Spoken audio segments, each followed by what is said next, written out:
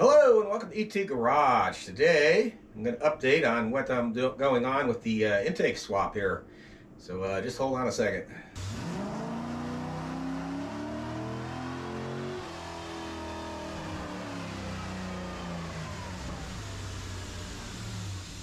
Alright, I'm going to go over in this video what some of the things I'm going to swap over and use on this intake from this intake, and what the fuel pressure regulator I'm going to use and how I'm going to hook that up. And once it's in the car, of course, nothing will be final until I get it in the car. So I'm going to go over what fuel injectors I'm using and why, and anything else I can think of. But let me get the camera moved around and we'll get more in depth on this. Okay, here we have the tune port. For those who are not familiar with the tune port, my tune port, I have the large tube AS&M runners, the port at base, port at plenum, and I ran it with a 52mm throttle body. Things I will be using off of this will be this fitting right here. I might not use this. I might go to a 90-degree fitting, but we'll see. This will come off of here, and I'll show you where it goes on the Chinese Edelbrock ProFlow next after I'm done with this. But this is for the coolant bleed that goes to the overflow or expansion tank on a 90 Corvette. Another thing we're going to be using is up front is, of course, the coolant temperature sensing. That's going to come out. The fitting for the throttle body coolant. This goes from the throttle body down into the manifold with that little hose that's U-shaped. That will be going on the other intake. And another fitting we'll be using will be right back here. Hopefully you guys can see that. Where this fitting goes right here. This is for the brake booster. Another fitting I'll be using will be right here, and hopefully you guys can see that. Get some light on it. That's where your the inlet into the intake for the PVC valve. This would go from your PVC valve into the intake. That's kind of controversial. Some people don't like to run a PVC system. I do. There's all sorts of reasons to and not to. That's something you'll have to decide. Now,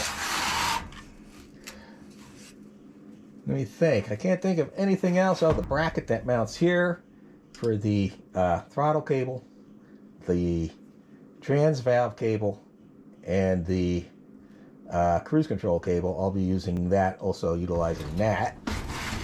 And I think that about covers it. Everything will be taken off of here. I was going to use these fittings. If I use these fittings here, the vacuum fittings, those are bigger than the ports, the two vacuum ports on the side of the other intake manifold, which I'll show you here shortly. I could drill them out and tap them to use those, but I don't think I will. Anyway, let's go on to the Chinese copy of the Edelbrock ProFlow, and I'll show you what where all these fittings are going to go and so forth. Okay, here is the Chinese copy of the ProFlow, and here I have a non-return fuel pressure regulator. I forgot what the fuel pressure is. I'll leave it up here somewhere. And this is actually an Edelbrock fuel pressure regulator. It's designed to work with the ProFlow XT, so it actually works well with this too. It looks like it's going to anyway. So that'll go right there on the end of the reel. This line will go to the feed line on a line that comes up the front of the motor. The return line, because this is a non-return system, will just get plugged. I'll still leave them in place in case I decide to go back to the tune port. All I'll have to do is swap manifolds. I won't have to worry about running the lines again. There's a bunch of different ways you can do that. You can run a whole new line all the way back to the fuel filter if you want. That's up to you. But this fitting, which is for the throttle body coolant, where it goes into the intake, will go here, and this will effectively bypass the throttle body. These threads on this Chinese intake will need to be chased. Yeah, they're not great.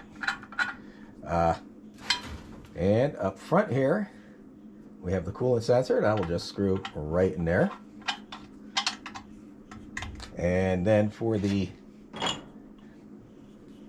thermostat housing, obviously the stock one won't work because it needs to point something like that. It won't clear the throttle body, and the holes are in the wrong position. So I got this General Motors one.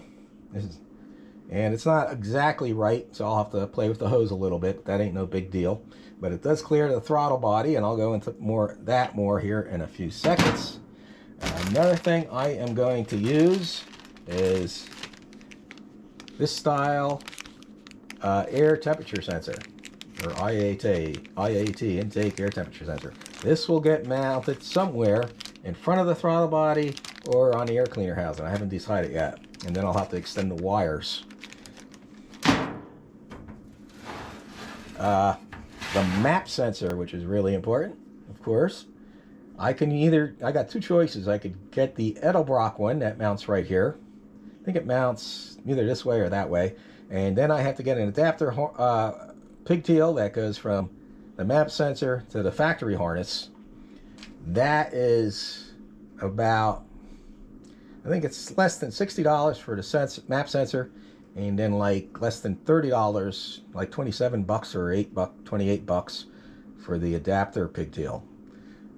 They also make a plug that goes here that screws on with a vacuum port, so you can screw a vacuum fitting in there, and I can just use the original map sensor and just run the vacuum hose to it and mount it here somehow. And then the stock factory harness will fit right to it. That's actually the cheaper option. I think it's like less than $20 for that plug. And I don't know, maybe another 10 bucks for the vacuum fitting.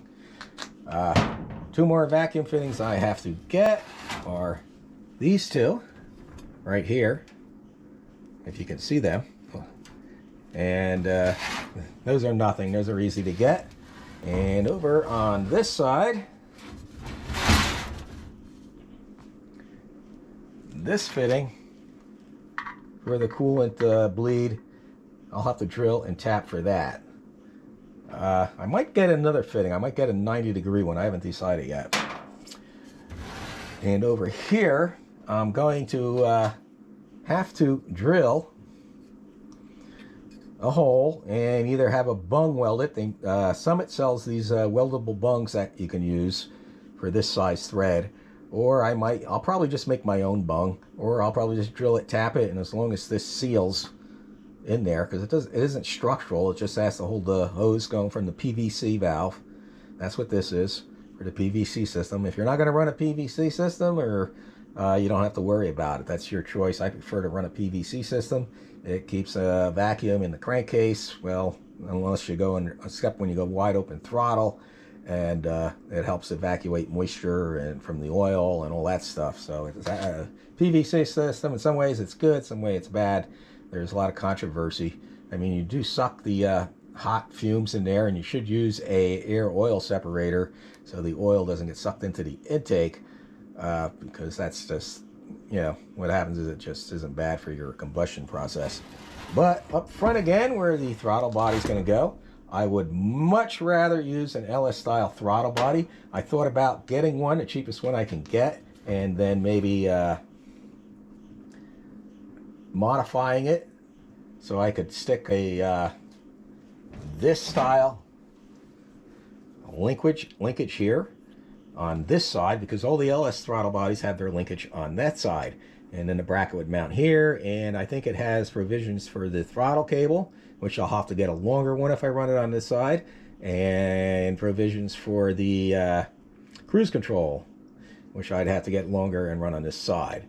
I'm not going to do either of them. I'm going to get a 1-inch plate of aluminum, and I'm going to modify that, machine it, drill it, machine it, all that good stuff, so it will mount here and mount this.